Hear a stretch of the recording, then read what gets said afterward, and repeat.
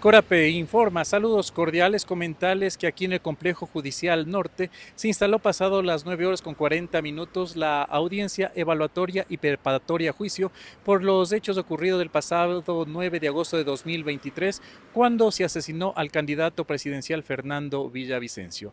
Tras varias horas de esta diligencia, el juez de la causa decidió suspenderla hasta que se resuelvan algunos pedidos. Escuchemos lo que dijeron varios de los abogados de las partes procesales.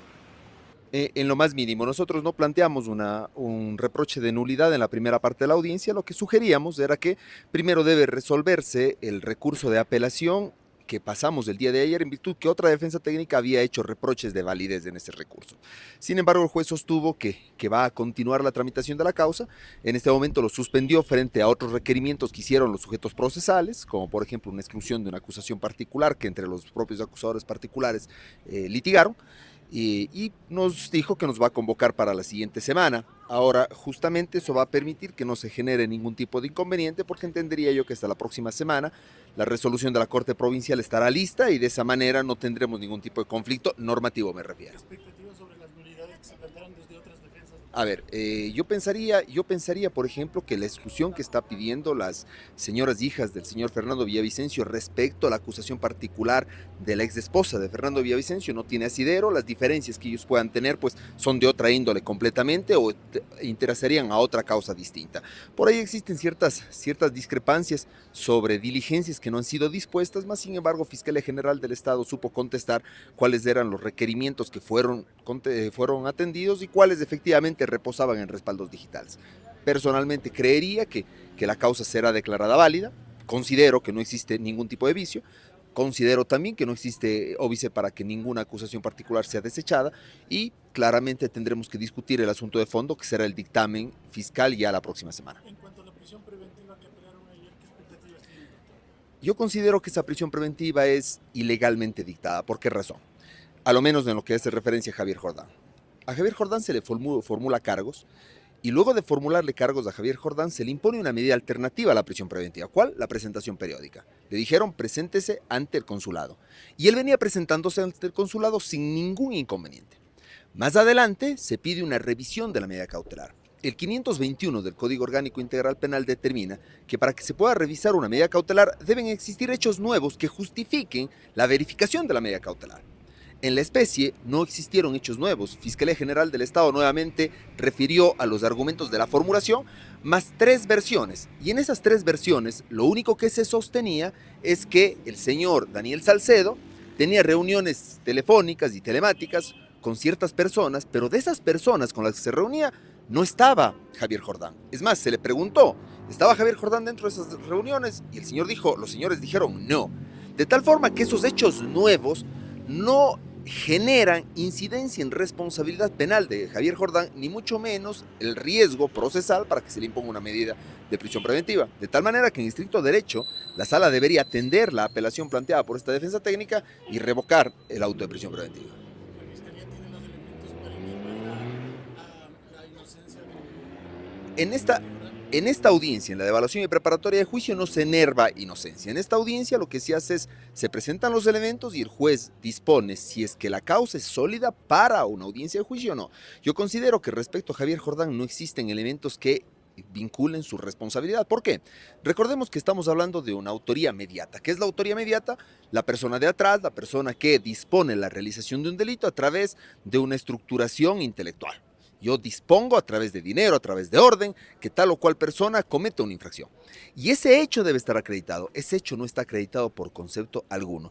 Más bien, yo sí creo que esta investigación se fue por otros lados. Abultaron mucho el expediente con otro tipo de situaciones, con comunicaciones con la viuda del señor Villavicencio frente a otras personas, con comunicaciones de terceros con ciertos versantes, etcétera, etcétera, etcétera, pero no con comunicaciones que puedan determinar la autoría directa de tal o cual persona respecto a aquel infame hecho que vivió toda la ciudadanía, porque yo creo que nadie puede no reprochar el fallecimiento del señor Fernando Villavicencio. Creo que fue un atentado contra la democracia, fue un atentado contra todos los ecuatorianos, pero no por eso podemos, a palo de ciego, responsabilizar a cualquier persona. Ahora, el día de ayer cuando se presentaba la audiencia de apelación de esta prisión preventiva señalaba la defensa de las hijas que Jordán había de alguna manera vulnerado varias medidas de protección sobre las chicas, sobre todo en el hecho de que no podían revictimizarlas o incluso amenazarlas. Sobre ese tema,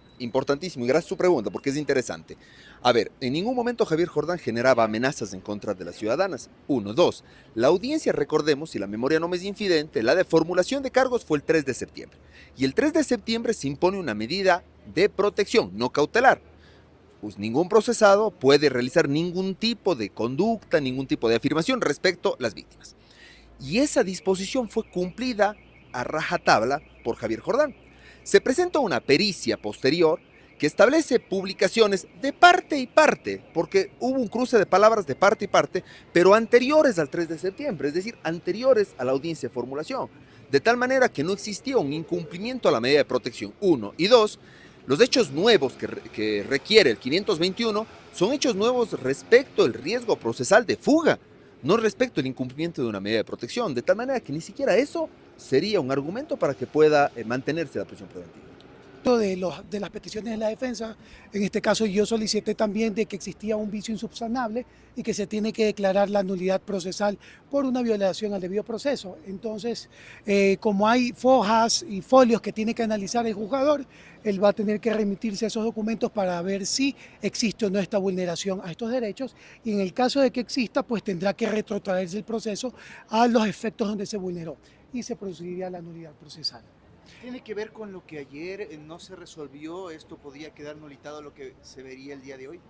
Bueno, ayer es otro tipo de audiencia, que es una audiencia de apelación a la prisión preventiva, que tiene también efectos de nulidad en el que se alegó. Claro, que es el superior que tiene que pronunciarse, y si se pronunciaría la sala, en este caso, podría ser contraproducente con la decisión que tenga que resolver también este jugador. Lo más viable y lo más idóneo hubiera sido que esperaran la resolución de la sala para que luego se haya instalado esta. Pero bueno, la parte de la fiscalía y los acusadores particulares no quisieron que esto se suspenda, y por ende se instaló, ¿no? Con todas estas vicisitudes. Doctor, ¿nulidades de qué tipo planteó usted respecto a su defendido? Bueno, una nulidad procesal por una falta de toma de versión y de ratificación de gestiones dentro de la etapa procesal. Esto conlleva de que, bueno, si eres un señalado, lo mínimo que tiene que existir es que te escuchen para saber qué puedes tú aportar al proceso. Imagínense ustedes, si una persona acusada no se le escucha, ¿cómo se va a defender? Es su única herramienta, ser escuchado. Y que producto de lo que él pueda decir o tenga una fuente de información, se puede investigar más. Todos queremos buscar la verdad. Doctor, ¿alguna posición respecto a la exclusión de la acusación particular que pide Amanda y Tami Villavicencio?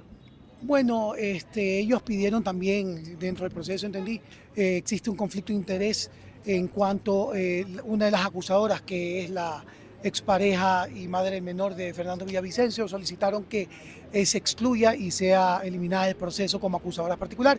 Eso también entró en controversia, ¿no? Dentro de esta etapa, que es parte de lo que se va a tener que pronunciar el juzgador, y si eso prospera, bueno, hay que ver si pasamos a la siguiente etapa, que va a ser la acusación fiscal y las hipótesis alternativas de todas las defensas, que tendrán que decir lo contrario de lo que Fiscalía y las acusadores digan. Abogado Jorge Haas. Toda petición que hemos hecho el día de hoy ha sido en derecho. Primero, eso hay que dejar claro. Se han cumplido ciertos preceptos que teníamos ya desde el día de ayer respecto a lo que sucedió con la audiencia de apelación. No es normal que justamente los procesados que pasaron la audiencia de apelación ayer vieron la actuación de los señores jueces, que al último de la audiencia nos piden en 48 horas que les manden todo el expediente físico, y ese sea el mismo argumento que los señores abogados utilicen para justificar una nueva dilación dentro del proceso, así como llevar a una posible nulidad según ellos.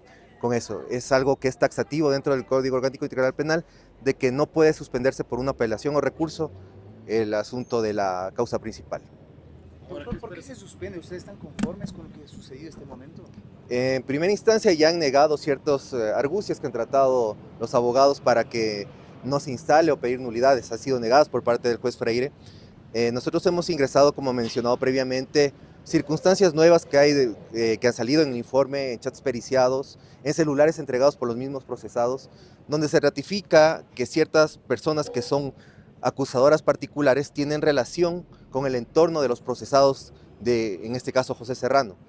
y no solamente con él, sino también articulaban narrativas y articulaban también ciertos actos con Javier Jordán. Eso está periciado, está comprobado y está también en el informe final de la policía, de la unidad de investigación de la Fiscalía. ¿Eso es parte de la metapericia, doctor? Se ha solicitado la exclusión de una acusadora particular justamente por el conflicto de interés que existe en este momento.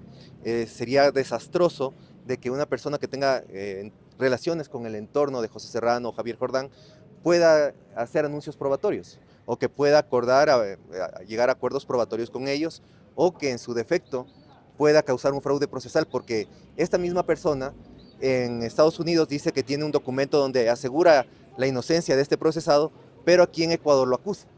¿Es la metapericia, parte de esa metapericia? ¿Termina siendo un espaldarazo para la exclusión que ustedes solicitan? Claro, la Fiscalía también mencionó todos los antecedentes que se han venido dando por parte de esta parte procesal, en donde ha atacado a la Fiscalía, ha atacado a la investigación, ha atacado todo como hemos llevado nosotros la instrucción fiscal, pero al final puso una acusación particular que contradecía todo lo que ella manifestaba. Entonces Fiscalía también hizo notar. Hay que recordar de que no se puede entregar información, por ejemplo en Estados Unidos, para un habeas corpus como se dio para José Serrano, y diciendo de que no es culpable y venir a poner una acusación particular aquí en Ecuador diciendo que esta persona sí es culpable. Eso es un fraude procesal a todas luces. Comentarles adicional que el juez de Pichincha, Giovanni Freire, daría a conocer este mismo día cuándo convocaría a la reinstalación de esta audiencia de evaluación y preparación a juicio por los hechos ocurridos el 9 de agosto de 2023 y el asesinato de Fernando Villavicencio. Por esto están siendo procesados 7 personas. Le invitamos a seguir junto a Corape Digital TV.